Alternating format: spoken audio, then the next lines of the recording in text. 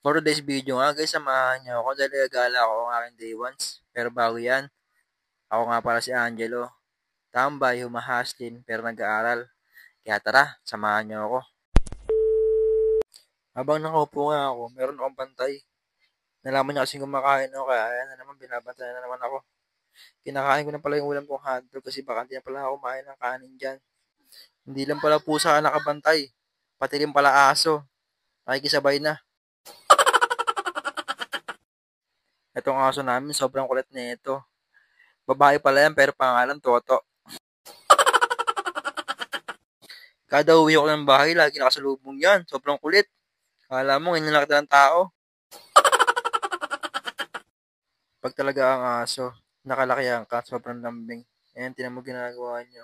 Hinaharot niya ako. Ito nga palang kapalit ko, naghahanda ng pagkain niya. Ang angas ng gupit, tingnan mo, parang mohok. Mohok na bunot. Paalis na pala kami ngayon. Pupunta pala kami sa Binondo para tumambay sa Binondo Bridge at kumain doon. Gantong oras talaga masarap umalis kasi nga wala ganong init. Gusto niya ng araw pa na ng balot kaya huminto muna kami para bumili. Kada uwi ako, lagi niya pinapabili sa akin yan kasi nga daw, ang sarap-sarap daw. Pero ako, hindi ko kinakain yan. Pinoy lang kinakain ko dyan. Ganyan siya pag may balot. Lagi masaya. Sabi ko nga sa inyo guys, pag gabi, ang sarap magbiyahe kasi nga walang ganong traffic. Lamig pa ng hangin, kaya ang sarap rin bumiyahe. Nandito na nga pala kami sa Binondo Bridge guys. Ito nga pala yung bagong bukas ng mga kainan. Sobrang dami ng tao dyan ngayon. Bell.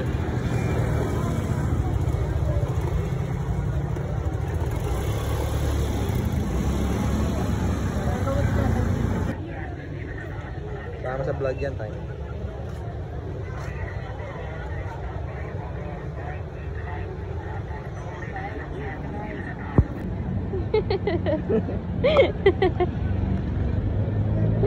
Ano? Sino ka dyan?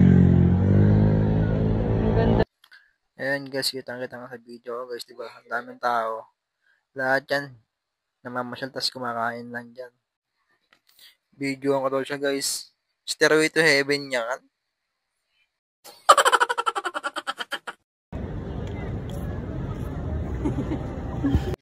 Bumaba na kami dyan para tumingin ng mga pagkain. Kaso nga lang, medyo mahal yung mga pagkain dito.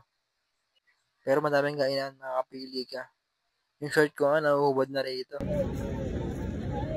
Angelo. Ano yan, be? Nakaubad na si Jel. Dito na nga pala kami tumambay sa baba ng bridge kasi meron mga pulis sa taas. Pinababa kami. Kinain na rin pa namin dala namin foods na balot. Minsan nga, hindi mo kailangan maging magarbo para maging espesyal. Basta ang mahalaga, yung mga ginagawa nyo, gusto nyo, at masaya kayo.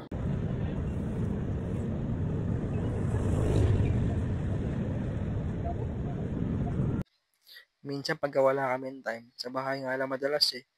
Hindi naman kasi ganun kaapa si Bel. Kung ano meron, okay lang sa kanya. Ayun yung kaiba niya sa iba. Kaya sabi ko, pagka pinalad ako, kasama ko sa lahat ng mga plano. O siya, tama na. Medyo mahaba na kwento ko. Salamat sa inyo mga nanonood sa akin. Kaya kung gusto niyo pa ng mas maraming video, mag-follow na kayo. At like nyo lang ang aking Facebook page.